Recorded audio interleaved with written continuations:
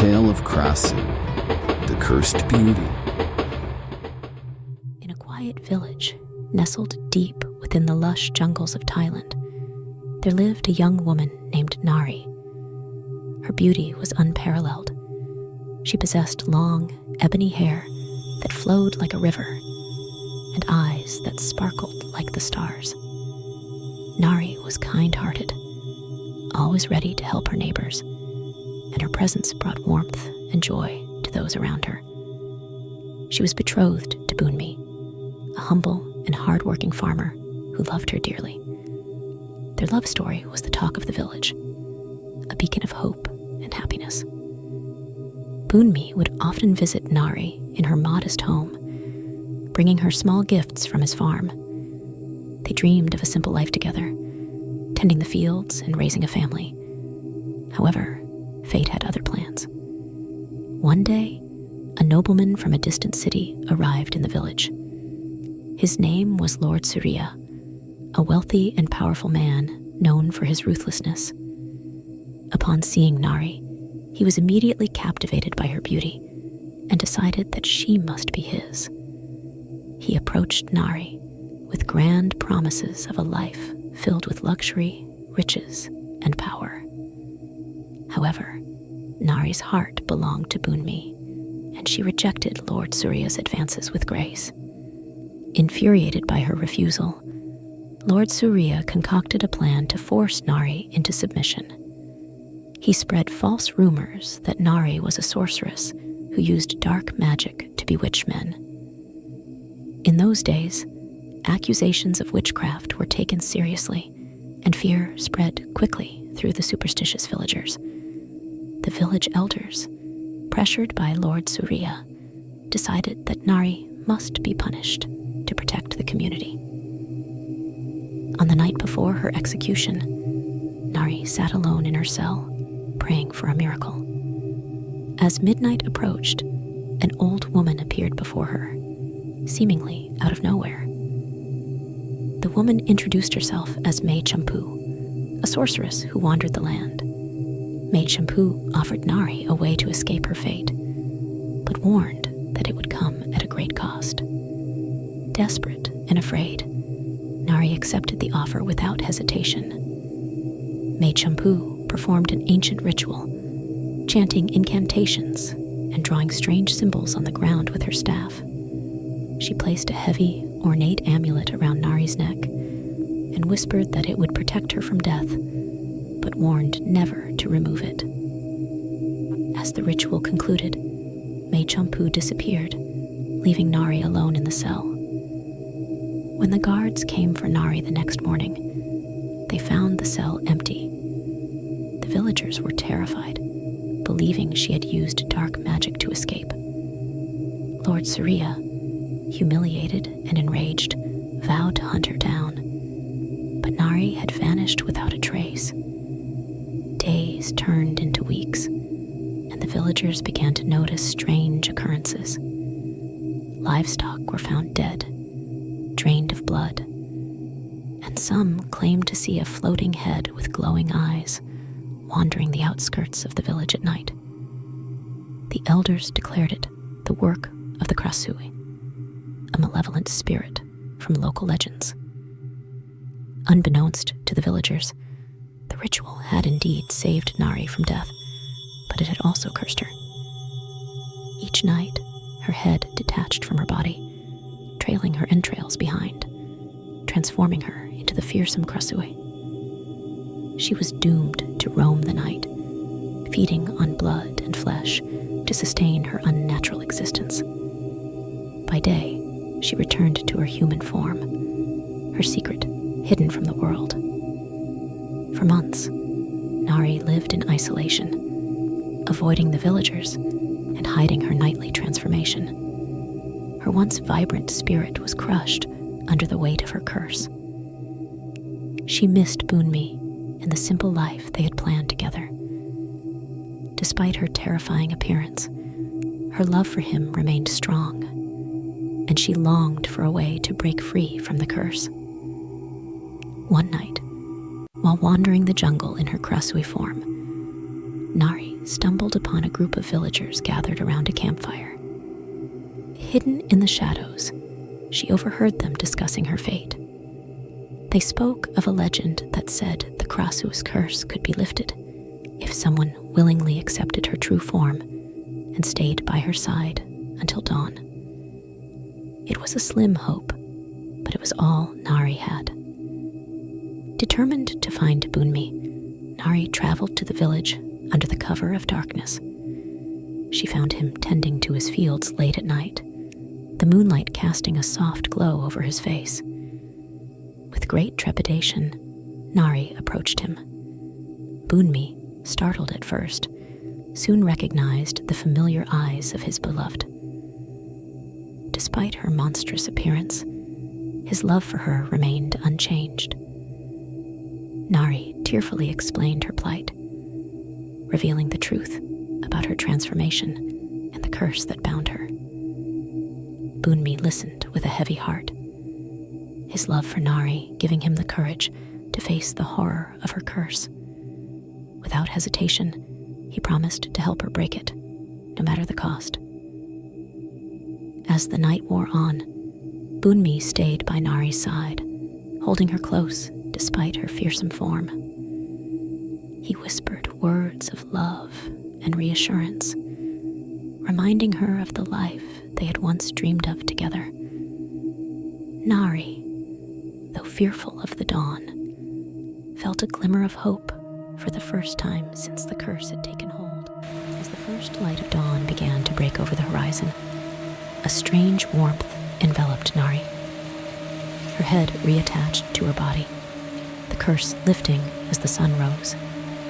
The amulet around her neck shattered, and Nari felt the dark magic dissipate. She collapsed into Bunmi's arms, exhausted but free. The villagers, having witnessed the miracle from a distance, were awestruck. The story of Nari and Bunmi spread quickly, becoming a legend in its own right. It was no longer a tale of horror, but a story of love's triumph over darkness. The couple left the village, seeking a new beginning far from the memories of pain and fear. As they journeyed to a new home, Nari and Bunmi carried with them a profound lesson. True love sees beyond appearances and can conquer even the darkest of curses. The tale of the Krasu, once a story of fear and superstition, became a reminder of the power of love and compassion. And so, in the annals of Thai folklore, Nari and Bunmi's story became a beacon of hope, teaching future generations that love can heal even the most broken of spirits. Phi Tai Thang Klom. In the heart of Thailand, amidst ancient temples and verdant jungles, the village of Sampao Lom held a quiet, almost idyllic charm. However, like many places with long histories, it was also a place where the supernatural intertwined with daily life. One of the most feared spirits in Thai folklore is the Phi Tai Thang Klom, a vengeful ghost of a woman who died during pregnancy, along with her unborn child. The story begins with a young woman named Sune. Sune was known for her beauty and gentle nature. She lived in the village with her husband, Kriang, a humble fisherman. The couple was deeply in love and eagerly awaited the arrival of their first child. Their home, a small wooden house near the river, was filled with the warmth of anticipation and joy. One day, Kriang set out on a long fishing trip, promising to return with a big catch that would support them during the final weeks of Suni's pregnancy. As he sailed down the river, a sudden and fierce storm arose, capsizing his boat. Kriang was never found, leaving Suni heartbroken and alone. The villagers mourned the loss of Kriang and pitied Suni, whose grief was compounded by the challenge of facing childbirth without her beloved husband. As time passed, Sune struggled with the loneliness and despair of her situation. The villagers tried to support her, but the sorrow of losing Kriang seemed to haunt her every moment. Tragically, one stormy night, Sune went into premature labor. Alone and without medical help, she suffered terribly. The storm raged on, drowning out her cries for help. By morning, when the storm had passed, Sune and her unborn child were found dead in their home. The villagers were struck with grief. According to Thai belief, the spirit of a woman who dies during childbirth, especially if the child also perishes, becomes a Phi Tai Thang Klom. This spirit is considered particularly malevolent, driven by sorrow and anger. The death of both mother and child is seen as a powerful and tragic event, often believed to leave a spiritual imprint that manifests as a vengeful ghost. Soon after Sune's death, strange occurrences began in the village. Villagers reported hearing the sound of a woman crying in the night, a mournful wail that sent chills down their spines. Some claimed to see a shadowy figure of a pregnant woman wandering near the riverbank, her face twisted in sorrow. The once peaceful village became enveloped in fear and unease. The villagers, recognizing the signs of a haunting, called upon a local shaman to communicate with the spirit and lay it to rest. The shaman, an elderly woman named Mai Bua, was respected for her knowledge of the spiritual world. She prepared for a ritual to appease the restless spirit of Sune and her unborn child. On the night of the ritual, the villagers gathered around Sune's old house, holding candles and offerings. Mai Bua began the ceremony, chanting ancient prayers and calling upon benevolent spirits to guide Sune and her child to peace. She sprinkled holy water around the house and offered food, flowers, and incense, hoping to calm the angry spirit. As the ritual reached its climax, a cold wind swept through the crowd, extinguishing the candles. The villagers held their breath, fearing the worst. Suddenly, the wailing cry of the Phi Tai Thang Klom grew louder, a heart-wrenching sound that seemed to emanate from all directions. The villagers saw a faint apparition of Sune, her eyes filled with sadness and anger. Mai Bua, standing at the center of the gathering, raised her hands and spoke directly to the spirit. "Dear Sune," she began, "we understand your pain and sorrow. We offer these gifts and our prayers to help you find peace. Let go of your anger and sorrow and find rest with your child in the afterlife." For a moment, the wailing ceased and a heavy silence fell over the village. Then, as if in response to Mai Bua's words, the figure of Sune began to fade. The cold wind dissipated and the atmosphere grew calm. The villagers felt a palpable sense of relief, believing that the spirit had accepted the offerings and was finally at peace. In the days following the ritual, the haunting ceased. The cries in the night stopped, and the figure by the river was no longer seen.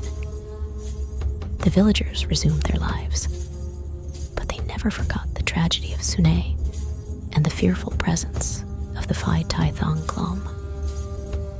The story became a cautionary tale, passed down through generations, reminding everyone of the thin veil between the living and the dead, and the power of unresolved sorrow. The tale of the Phi Tai Thang Klom is more than just a ghost story. It is a reflection on the themes of loss, grief, and the cultural importance of proper rites and rituals in honoring the dead. In Thai culture, the proper handling of one's death and the afterlife is crucial, as it is believed to affect not only the deceased's peace, but also the living community's harmony. And so, the village of Samphao Lam continued to honor the memory of Sune and her child, ensuring that their tragic tale was never forgotten. It served as a poignant reminder of the consequences of untimely death and the importance of community in facing the mysteries of life and death. The Haunting of Pop Spirit's Revenge. In the heart of Thailand's lush countryside, the village of Ban Muang stood as a bastion of tradition and tranquility. Surrounded by dense jungles and fertile rice paddies, the villagers lived in harmony with nature and their spiritual beliefs. They practiced ancestral worship and respected the unseen forces that folklore warned them about.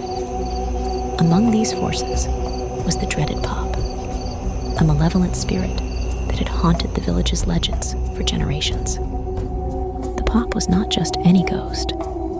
It was a spirit capable of possessing human bodies, feeding on their internal organs, and leaving its victims to waste away slowly.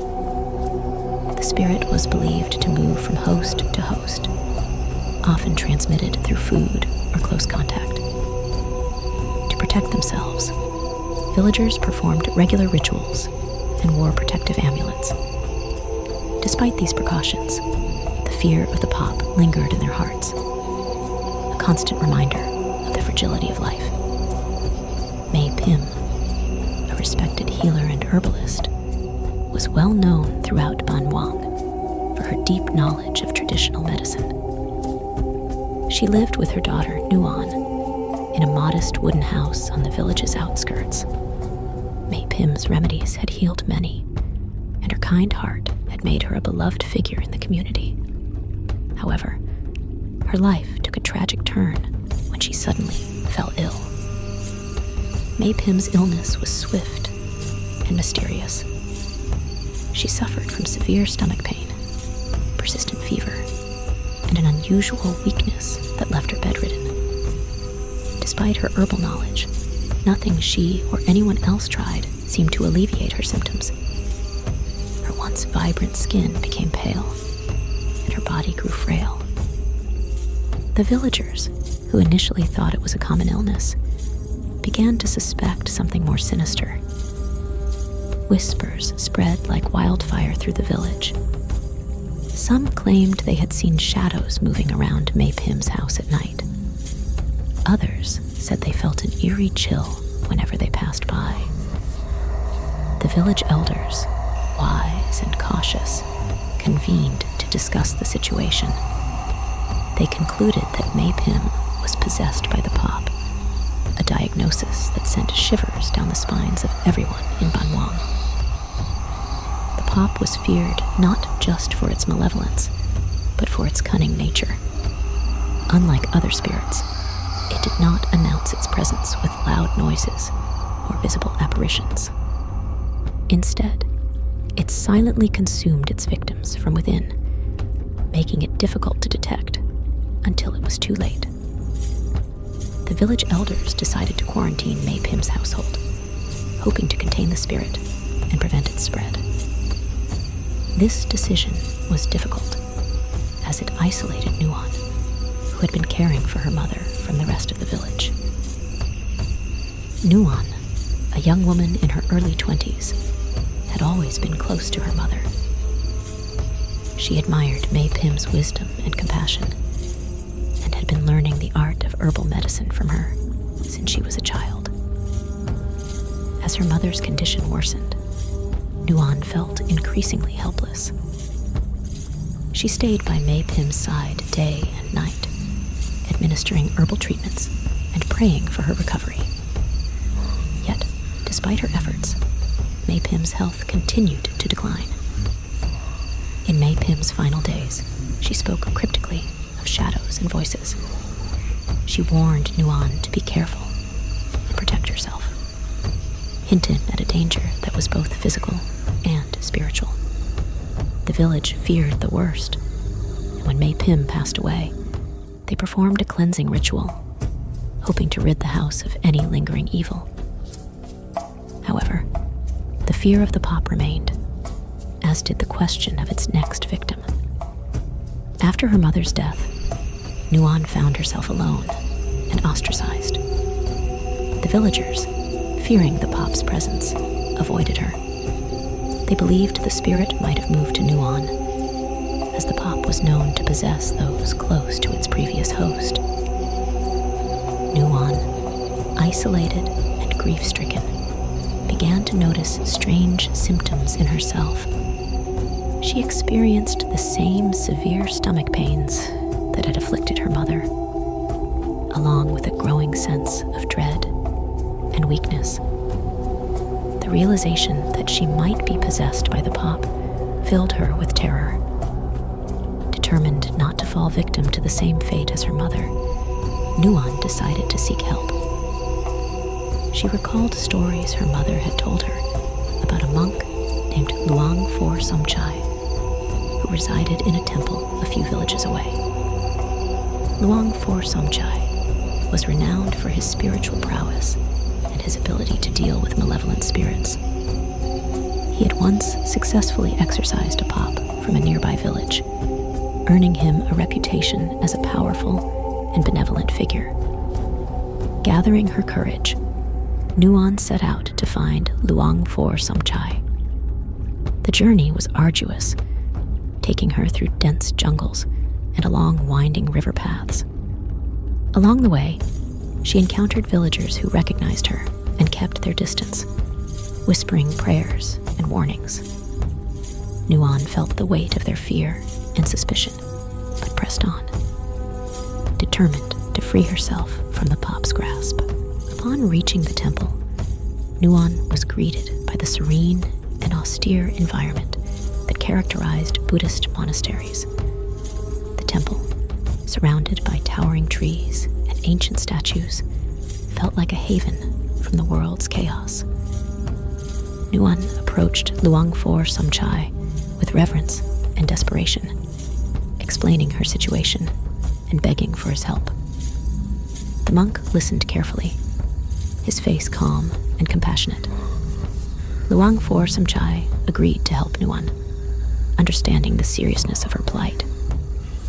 He explained that the pop was a dangerous and elusive spirit that thrived on fear and isolation. The monk believed that the pop's influence could be broken through a combination of spiritual cleansing and communal support. He advised Nuon to return to her village and prepare for a purification ritual that would involve the entire community. Nuon returned to Ban Muang with a renewed sense of hope. However, convincing the villagers to participate in the ritual was a challenge. Fearful of the pop and suspicious of Nuon, many were reluctant to help. Luang For Somchai arrived in the village shortly after, accompanied by a group of monks. His presence and reputation helped alleviate some of the villagers' fears, and they eventually agreed to take part in the ritual.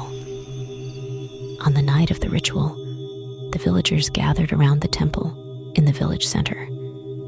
The atmosphere was tense, with a mix of fear and anticipation. The monks began with prayers and chants, creating a sacred circle around Nuon. They sprinkled holy water and burned incense, filling the air with fragrant smoke. Luang For Somchai led the ceremony, his voice steady and authoritative. As the chanting intensified, Nuon felt a strange sensation. Her body trembled, and she felt an overwhelming urge to flee. The villagers watched in horror as Nuon convulsed and screamed, her voice taking on a guttural, otherworldly tone.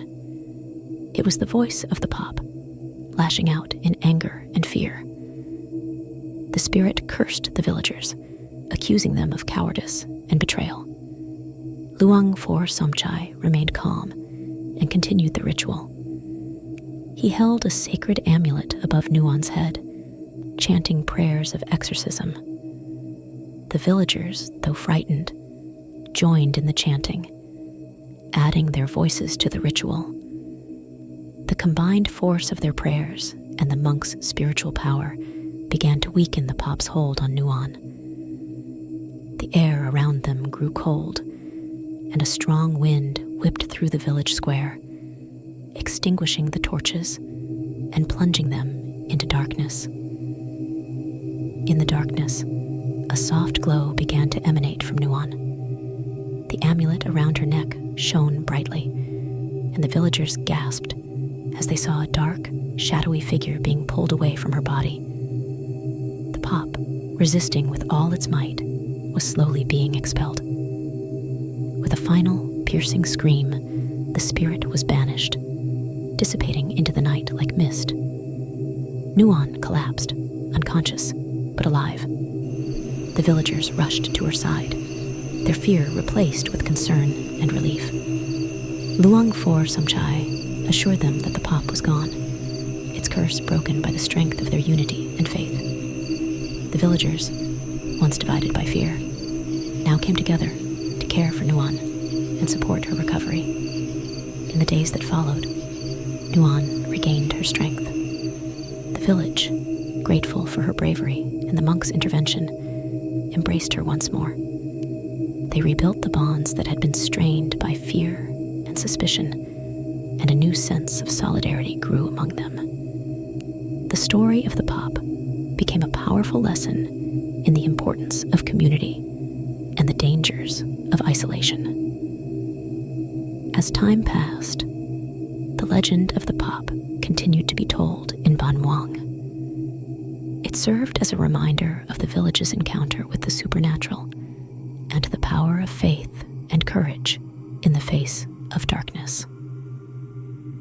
Nuon, now a respected healer in her own right, continued her mother's work, always mindful of the lessons she had learned.